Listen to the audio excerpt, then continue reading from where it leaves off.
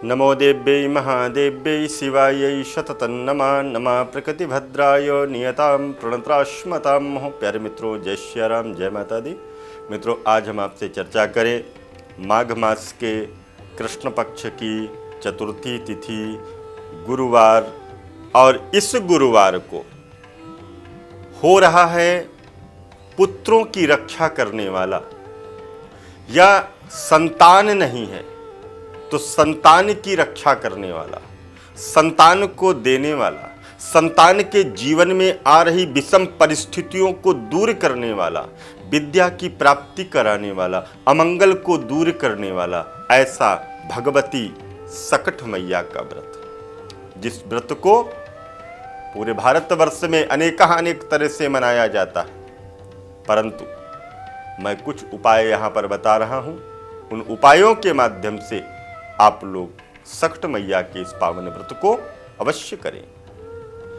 सर्वप्रथम प्रातःकाल उठ करके व्रत का संकल्प अपने मन में लें, और इसके बाद में स्नान इत्यादि से निवृत्त हो करके सुंदर स्वच्छ धुले हुए वस्त्रों को धारण करके पकवान को बना करके, पकवान में छोटी छोटी आटे की पूड़ियाँ भी बनाई जाती हैं, और इसके बाद में आटे के छोटे छोटे से गुलगुले भी यहाँ पे बनाए जाते हैं, जिनको आसे बोलते हैं। वो बना करके तिल गुड़ ये मिला करके, तिल को कहीं भूंजा जाता है, कहीं कच्चे तिलों को धुल करके उसमें गुड़ मिला करके उसका बकरा बनाया जाता है। उसको कहते हैं तिलकुट भी कहते हैं।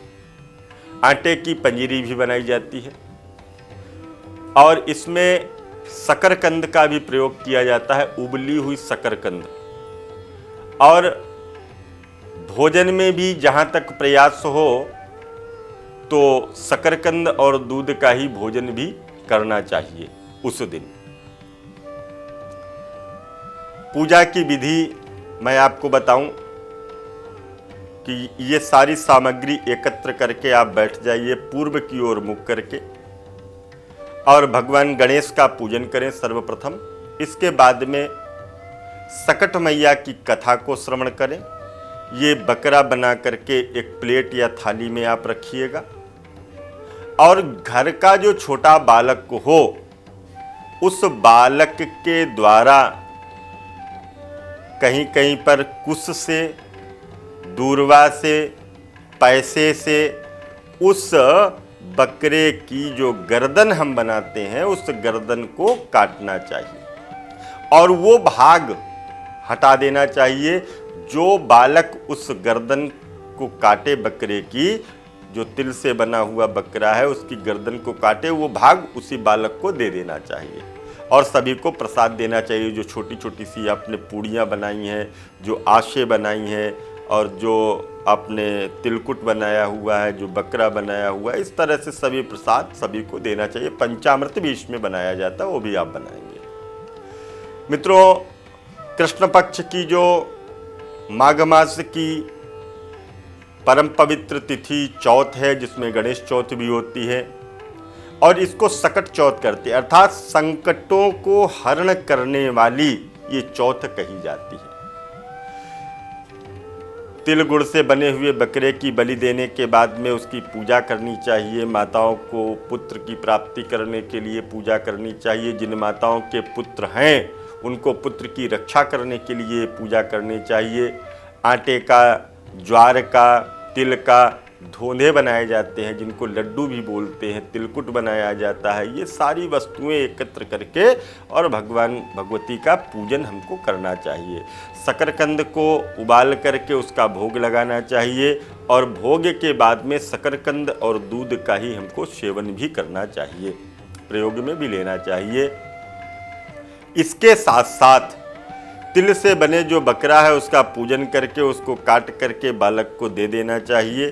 चंद्रमा को रात्रि के समय अर्घ देना चाहिए। जो चंद्रमा है उसको रात्रि के समय जाकर के अर्घ देना चाहिए। तो ऐसा उपाय करने से, ऐसा व्रत करने से, ऐसा पूजन करने से आपके पुत्रों की रक्षा होती है। और ये भगवान गणेश की अति कृपा से संभव हो पाता है।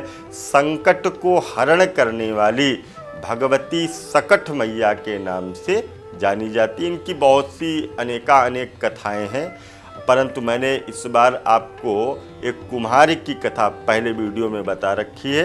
उसको कथा को श्रवण करना चाहिए। हाथ में जब कथा श्रवण करें तो हाथ में चावल है, फूल है, ये लेकर के दो हाथ में रख करके फिर कथा को श्रवण करना चाहिए। कथा के होने के बाद में वह चावल और फूल और जो भी आपने हाथ में ले रखा है दक्षिणा इत्यादि वो वहीं पर चढ़ा देनी चाहिए। और इसके बाद में सकट मैया की आरती करके पुत्र के जीवन की रक्षा हो ऐसी भगवती से प्रार्थना करनी चाहिए। मित्रों, पुनः मिलते हैं एक नए वीडियो में, तब तक के लिए दीजिए इजाज़त। जय माता दी, जय मां गंगा।